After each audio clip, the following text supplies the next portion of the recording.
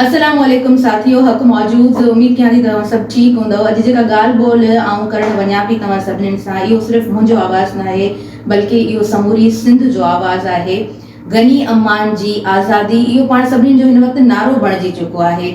अदा गनी अमान खे जॾहिं बि तव्हां ॿुधो, हुनजी का बि तव्हां वीडियो ॾिसो त हुनजा लफ़्ज़ किताबी आहिनि। सम्झ में इहा ॻाल्हि अचे थी त हू हिकु बाशऊर नौजवान आहे, हू हिकु पढ़ियल लिखियल नौजवान आहे, जंहिंखे सियासी शऊर आहे, जंहिंखे क़ौमी शऊर आहे, जंहिंखे ख़बर आहे त हिन समाज जा कहिड़ा मसइला आहिनि, कहिड़ियूं विसाघातियूं आहिनि, असां सां कहिड़ो ज़ुल्म आहे, कहिड़ो जबर आहे, कहिड़ी बर्बरियत आहे। हुनखे ख़बर आहे त आम माण्हुनि जे हक़नि जे लाइ कीअं ॻाल्हाइजे, कीअं उन्हनि जो आवाज़ बणिजे, कीअं उन्हनि जो आवाज़ उथारिजे, आला इदारनि ताईं पहुचाइजे।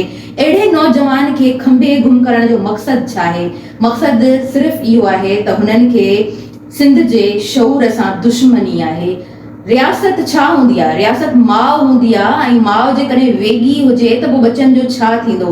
इहो ज़ुल्म सिर्फ़ु सिंध में आहे, इहो ज़ुल्म सिर्फ़ु बलोचिस्तान में आहे। हिन ज़ुल्म खे ख़तमु थियणु खपे।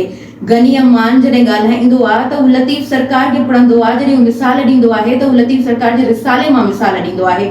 अहिड़े नौजवान सां इन्हनि जी दुश्मनी आहे। उनजी ज़ाल सां मुंहिंजी लास्ट टाइम ॻाल्हि ॿोल थी आहे त हुन मूंखे चयो आहे त ताहिरा आऊं अस्पताल वञा पई, बाद में पाण ॻाल्हायूं था। उहा परेशान हुई, हू शौक़ में जामशोरे खां कराची अस्पताल कोन विया आहिनि। हुननि जूं जाड़ियूं न्याणियूं आहिनि, हुनजी तीमारदारी जे लाइ हू अस्पताल में मौजूदु हुआ। त गनी अमान हुनजी तीमारदारीअ जे लाइ उते वियो आहे। उते अचनि था सिविल ड्रेस में, अची करे हुननि ते हमलो कनि था। उते हुनजी ज़ाल मौजूदु आहे, उते हुनजो भाउ मौजूदु आहे, उते हुनजी भेण मौजूदु आहे। त गनी अमान जी अमड़ जूं जॾहिं ॻाल्हियूं ॿुधूं था, उन दर्द खे असां बयानु कोन था करे सघूं। उनजी भेण जो जॾहिं कीहूं असां ॿुधूं था, उन दर्द खे असीं बयानु कोन था करे सघूं। बसि हिकिड़ो मुतालबो आहे, पुरज़ोर मुतालबो आहे, समूरी सिंध जो इहो मुतालबो आहे त अदा गनी अमान खे आज़ादु कयो वञे, ऐं जल्द खां जल्द उनखे आज़ादु कयो वञे।